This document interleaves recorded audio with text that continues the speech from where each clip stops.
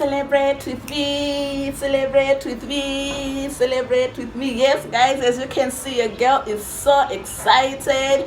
Guys, I'm so happy to share with you this story today. Destiny helpers are real. I'm going to share with you. Whenever I think of this story, I just say, God, you're wonderful. The Bible says those who wait upon the Lord can never be brought to shame. Guys, I'm super excited to share this story with you. Hello and welcome, guys, to the Maweja family. It's your girl Precious. As you can see, your girl is glowing because what I'm about to share with you guys will change your life forever. It will encourage you to wait upon the Lord. So guys, this story I'm going to share with you, the title, as you saw, is written, Destiny Helpers Are Real. I'm going to share with you the story of how God see me through when I had nothing, when I was worried, when I was stressed, but God sent a destiny helper to me. So if you're excited for this video, don't forget to like this video, guys. Just click the like button below. Don't forget to subscribe, join the family. We love you so much. If you're a returning subscriber, we love you so much, guys. Thank you so much for your support. Make sure you don't forget to like. Liking doesn't take a second. Let's get into the story. As you see, I'm excited. Yes, guys, the story goes as this. I remember a few weeks ago we did a video on this channel where we shared I found him broke but I still stayed.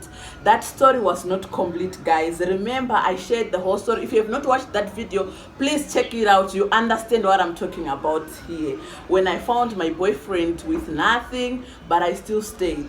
So here goes my story, guys. When I was going back now to South Africa, remember I had visited Rogers when we were still dating. That is like a year ago. I had visited him, remember? And I found him with nothing. So when I was about to go back, he had nothing to give me. That's the truth. I found the house empty. I found him with nothing. So even going back, I wasn't expecting anything because he was in a critical solution, in a critical position. I mean, it was his phase of temptation. So going back, guys, I had invested so much money to come to Uganda. That's the truth. I had invested so much money to come to Uganda. Remember, I was a student. So I was about to go back now.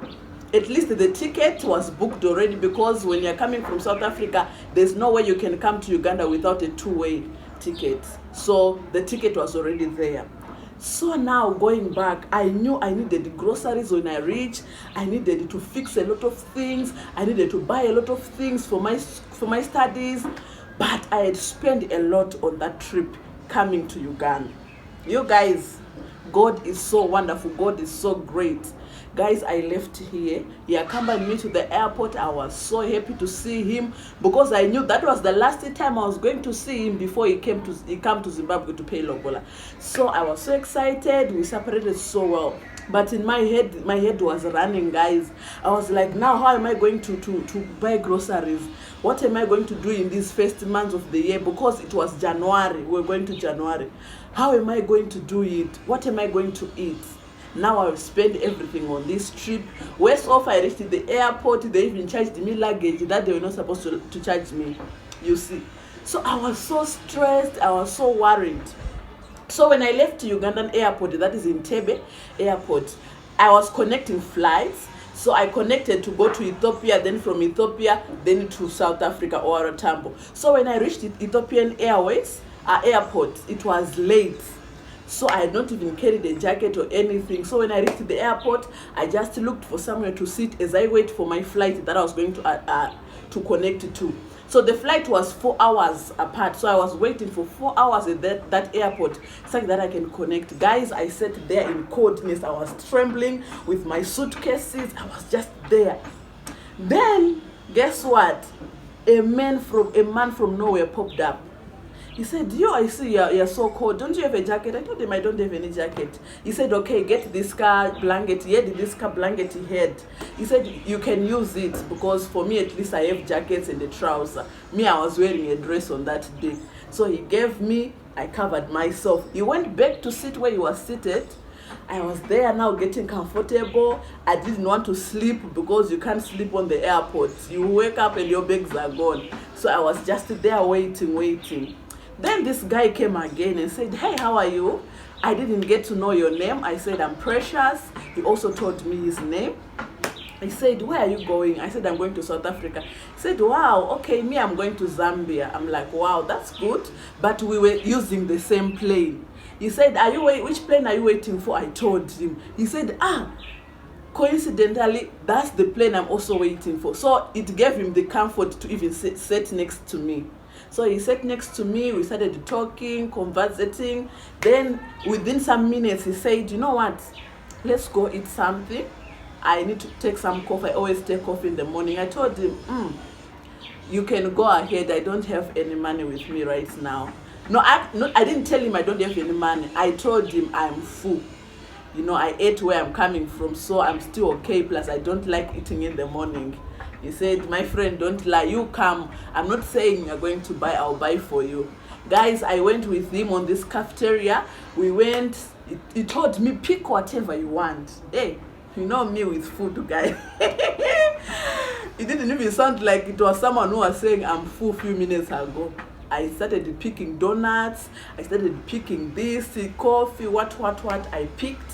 I sat, I drank my coffee with him. After that, he said, you know what, let's sit here a bit. Since there was chairs and let's sit here a bit.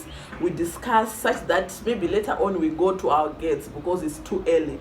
So we sat there, guys, started sharing stories, started asking me, so what do you do in South Africa? I told him I'm a student. I had visited. By the way, I was so open. I know some ladies who can lie just because they're talking to a man. I told him, you know what, I'm coming from seeing my boyfriend.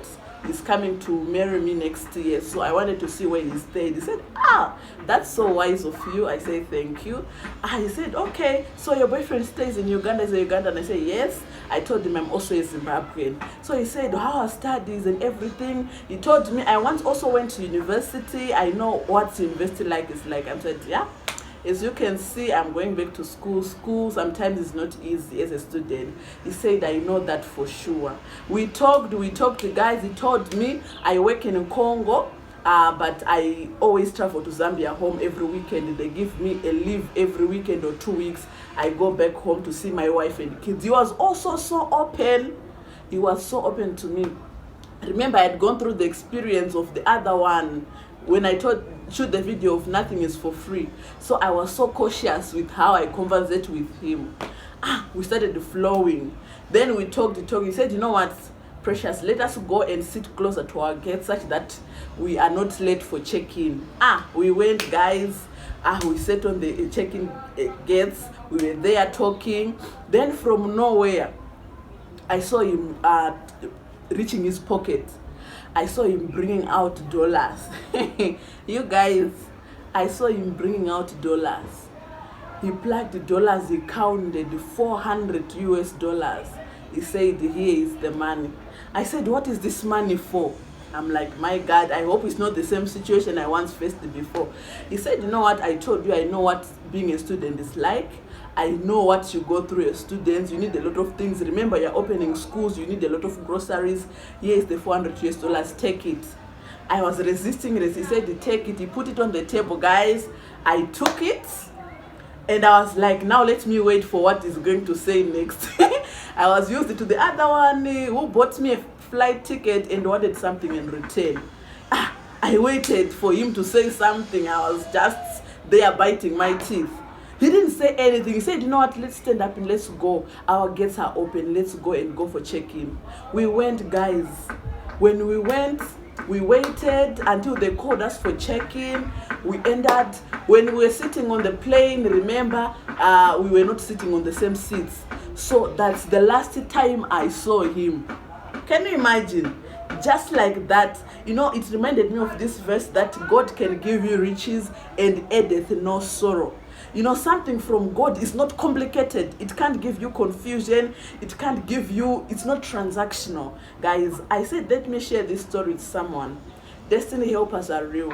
Most of the times when you believe in God, when you're a prayerful person, when things are so hard, tell God, you know what? God, send help. Send help, because God doesn't come from the sky to bless you down here. He uses people. He convicts the heart of men to bless you. So sometimes a lot of your blessings are in people. What you just need to do is to talk to God. God, send me the destiny helpers. I don't know what to do in this situation. I don't know what to do anymore. Help me, God. Trust me, you'll see God's help when you trust in God. The problem is many of us, we trust in many things. You trust in many things. You start thinking of which relative are you going to ask for money to? Are you going to lie to? You see, most of the times when you're in situations, one of the things, we go for help somewhere and we think of God later. But God should be your first priority. Anyone who is listening to this video, just know that no matter the circumstance you are in, God is your first priority. Trust in the name of Jesus. Trust me, whatever situation you are in, God will see you through. God will provide for you. You know, I didn't want to share this story, by the way. I didn't want to share it because it happened a year ago. But I said, you know what? This is going to help someone, because I know life out there is hard. The world is full of evil. The world is changing. You know, people are going through stuff every day. I was telling one of my friends yesterday that, you know what? People should practice being nice to people. When you meet someone, just being nice, because people are going through stuff. People might not tell you what they are going through, but people are going through a lot. So being nice should be a priority. When you meet someone, just be nice. I tell you guys, this man, I didn't know him. He just came to me. Imagine, I was stressing for what am I going to eat? What am I going to do with books and everything? But he gave me $400. Just like that. No, give me your phone number. No, it's actually me who said, kindly give me your number such that I will find out if you arrive well to Zambia. Just like that. Even when I greeted him on phone when I reached South Africa, when I asked him, the conversation didn't change at all. He didn't ask me anything. And it was clear in the beginning, I have a wife and kids. Destiny helpers are real. So guys, I hope this video finds you well. I hope this story has helped someone to know that truly destiny helpers are real. There is actually someone or some people out there that are designed by God to help you in this life. What you just need to do is to ask God for help, and ask God, when you're in a stranded situation, God help me. Don't feel sorry for yourself. Just know who to run to. God is there for us. So guys, I hope you enjoyed this story. Don't forget to like this video. Just click the like button below. It doesn't take a second. It doesn't need your money. It will help us to grow. Make sure you comment, guys. If you don't have anything to comment, just say hi. How are you, precious? How are you? I'll be able to reply to you. So if you haven't subscribed also to our channel, please subscribe, support us. We love you so much. See you in our next lit video.